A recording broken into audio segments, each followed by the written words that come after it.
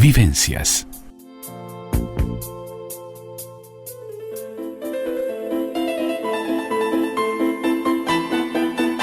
El todo y sus partes. La columna de Carmen Molinas Bonilla en Vivencias. Ya estamos con Carmen Molinas Bonilla para hablar hoy de Jacques-Henri Lartigue, que se dedicó a la fotografía como espejo de la felicidad. Este artista plástico, fotógrafo, que se destacó por sus fotos espontáneas de las carreras de automóviles, de aviones. Fotografió a mujeres de clase media y acomodada de París paseando por Bois de Boulogne, y creó imágenes muy novedosas mediante el empleo de encuadres poco usuales, de diversas velocidades de obturación, y trabajando casi siempre en blanco y negro y solo algunas veces empleando el color, y se obsesionó por la captura del tiempo y también por la producción de retratar la felicidad. Muy bienvenida, Carmen, un honor como siempre contar contigo. ¿Cómo estás? Buenas tardes. Buenas tardes, Andreita, buenas tardes a la audiencia, a tu equipo. Un gusto. Lo mismo para mí. Bueno, este hombre fue uno de los grandes pioneros de la fotografía, y ¿quién fue, cómo se inició el mundo de la fotografía y por qué se destacó como fotógrafo? Bueno, Jacques-Henri Lartigue fue un niño, yo diría que prodigio. Uh-huh. Incentivado indudablemente por su padre, sí, que era un banquero, una persona de mucho dinero, cual decía que bueno, que sus hijos no necesitaban trabajar porque él ya había trabajado por ellos, que estaban para gastar. O sea, quiero decir que lo criaron de una forma buscando el placer, o sea, uh-huh, una forma hedonista, diríamos nosotros, pero no despreocupada de la vida. Uh-huh. O sea, podríamos decir que buscaban trascender de alguna manera. En el caso de Lartigue fue un niño que a los 7 años estuvo enfermo, bastante enfermo, y su padre le regaló su primera máquina de fotografías. Bueno, imaginemos lo que era la máquina de aquella época. Claro, estamos hablando por 1906, más 1900, sí, por ahí, ¿no? Estamos hablando de fines del siglo XIX, principios del XX. Claro. Porque en realidad Lartigue nació en Francia en 1894. Claro. Y murió en 1986, o sea que bastante mayor. Sí, 92 años tenía cuando uh-huh, falleció, a pesar de que su salud había sido precaria. Sí, sí. Bueno, el hecho es que Lartigue le llaman el fotógrafo de la felicidad porque se especializaba en obtener ese recorte de la realidad que es uh-huh, la fotografía. Lo obtenía siempre buscando capturar momentos felices. Sí, entonces, por eso fue algo que llama la atención, pero que también por lo que fue criticado, ¿no? Sí, justamente, sobre todo él vivió, no olvidemos, la época de las dos guerras, ¿no? Sí, las dos guerras mundiales. Entonces había un gran dramatismo en esa época, y por supuesto que los mayores fotógrafos se destacaban por la fotografía de tintes muy dramáticos y algunos inclusive pesimistas, ¿no? Claro. Él retrató como nadie la Belle Époque, ¿no? Sí, bueno, justamente a eso iba, que a pesar de toda esa época pesimista, también hubo en los años locos, la Belle Époque, que fue una época en que diríamos que fue la época del disfrute total. Y él realmente lo capturó esa época como nadie. Pero antes, fijémonos que él, una de sus fotografías más famosas, la obtuvo cuando tenía 8 o 9 años.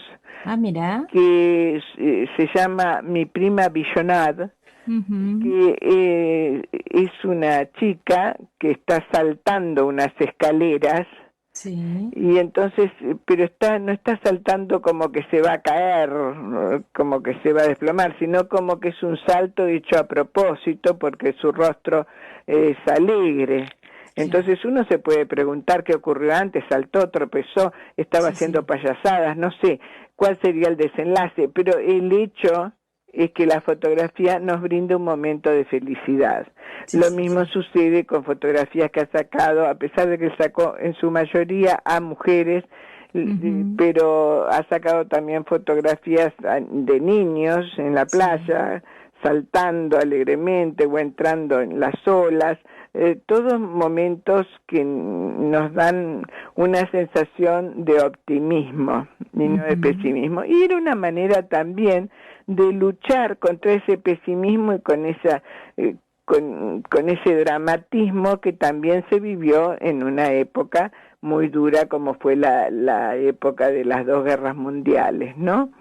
No quiere decir que él no tenga fotografías dramáticas, las tiene, y de esa época justamente, inclusive de aviones, pero de todas maneras son mucho menos que las otras, entonces se destacó más por las alegres, diríamos, y también hizo fotografías de personajes muy famosos, era un gran retratista, pero se destaca porque él era capaz de crear el momento exacto, inclusive en una época que no había máquinas que capturaran bien la velocidad, él se destacaba por sacar fotos de carreras de autos que de pronto salían deformadas, pero quedaban especialmente deformadas de una manera que mostraban la velocidad. Claro, porque ahora pensemos, hay cámaras con lentes y muy específicas y desarrolladas como para hacer efectos, pero en aquel momento, digamos, era puro talento esto, ¿no? Y a partir de él surge un efecto muy conocido en fotografía. Justamente, muy conocido. Pero si me permites, te quiero explicar que la verdadera pasión de él, aunque parezca mentira, fue la pintura. Sí, fue artista plástico. Sin embargo, y llegó a pintar, como también a fotografiar, a gente muy famosa de la época, como Maurice Chevalier, como Marlene Dietrich, como Greta Garbo. Pero de todas maneras, y hay exposiciones de pintura, hubo de él, pero de todas maneras él se hizo famosísimo, increíblemente debido a la muerte de Kennedy. Mira. Porque en el 62 él llega de paseo a Estados Unidos, y cuando llega con su esposa. Su esposa había llevado una máquina, pero porque él iba de vacaciones, no iba a sacar fotos. Y cuando llega, él se apasiona por sacar distintas fotos, y un amigo las ve y se las presenta a los editores de la revista Life. Bueno, lo ponen ahí como secundario por el medio de la revista, unas cuantas fotografías de él. Pero fue la revista, fue la tirada mayor que hizo Life en toda su existencia, porque fue la tirada sobre la muerte de Kennedy. Entonces fue tal la cantidad de público que tuvo esa revista en sus manos, que no solamente leyeron todos los detalles de la muerte de Kennedy, sino que, pues, como es lógico, leyeron toda la revista, y ahí descubrieron las fotos del Artigue. Así que a partir de ahí ya el museo de arte moderno de Nueva York y luego de eso una cantidad de museos decidieron exponer su obra porque había tenido un éxito sin precedentes. Uh-huh. Me pareció que era una anécdota importante. Sí, importantísima porque aparte fue el salto que se hizo conocido a partir de este momento, ¿no? Exactamente, se hizo mucho más conocido porque antes sí era conocido, pero en Francia, su país natal. Claro. ¿No? Entonces, sí. Y estamos hablando en épocas que el tema de la globalización y para llegar a los medios masivos de comunicación no era tan fácil, ¿no? No, para nada. Por eso justamente es lo interesante de la anécdota, que como con un paseo de vacaciones y con una tragedia tan grande como el asesinato de Kennedy, él salta a la popularidad. En otro continente. Él decía que desde niño padecía una especie de enfermedad, que todas las cosas que él lo maravillaban, lo alegraban, le provocaban felicidad, se le escapaban sin que las pudiera guardar suficientemente en su memoria. Después cuando las quería recordar eran muy borrosas. Entonces por eso trataba de que la fotografía fuera un contenedor de esos recuerdos felices que si no, no los tenía. Yo creo que esto que dijo es la esencia de las fotografías y por lo cual los seres humanos sacamos fotografías para atesorar esos momentos, ¿no? Tienes toda la razón, es exacto, porque en general, a pesar de que en otras épocas se hacía, y hoy aún se hace con personajes muy famosos, pero si no, en otras épocas se sacaba fotos mortuorias, ¿no? Y claro, se sacaban fotos de entierros, cosas muy tristes, pero en general la fotografía se hace para los cumpleaños, para las vacaciones, para los momentos felices, como acabas de decir. Uh-huh. Así que bueno, y quiero decirte que como murió en los 80, él llegó incluso a realizar videos grabados con tomavistas especiales, lógico, porque en aquella época no habían videos unas máquinas de videos buenas, llegó a ser asistente de dirección y fotógrafo en películas, algunas muy conocidas, sobre todo en Francia. Uh-huh. Y se destacó también, como decíamos, como pintor. Y hay tantas exposiciones de él que actualmente, por ejemplo, se tuvo que suspender, uh-huh. Pero el año antes de la pandemia se iba a repetir este año. En Barcelona iban a hacer una enorme exposición sobre su obra, ¿no? Que nos aporta esa forma de mirar al mundo desde la alegría, desde el positivismo. Y no hablemos de la frivolidad de la clase social que a priori no tiene problemas económicos como lo tiene la pobreza, porque la pobreza y las clases más desfavorecidas también tienen sus momentos de felicidad en las cuales también podemos encontrar sonrisas, ¿no es cierto? Claro. Y refiriéndonos a la vida de este hombre, a su vida, que cabría esperar que su vida cabría pensar, fue un camino de rosas, pero no lo fue, Carmen. ¿Qué le sucedió? ¿Cómo fue su vida? No, su vida no fue un camino de rosas y aparte de eso, su padre perdió toda su fortuna. Uh-huh. Él tuvo experiencias muy conmovedoras. Él estuvo casado 3 veces, con una mujer solamente 2, con otra estuvo 41 años, que murió de una enfermedad terrible, era su gran amor, y después se casó por última vez y también tuvo unos cuantos, muchos años casado, ¿no?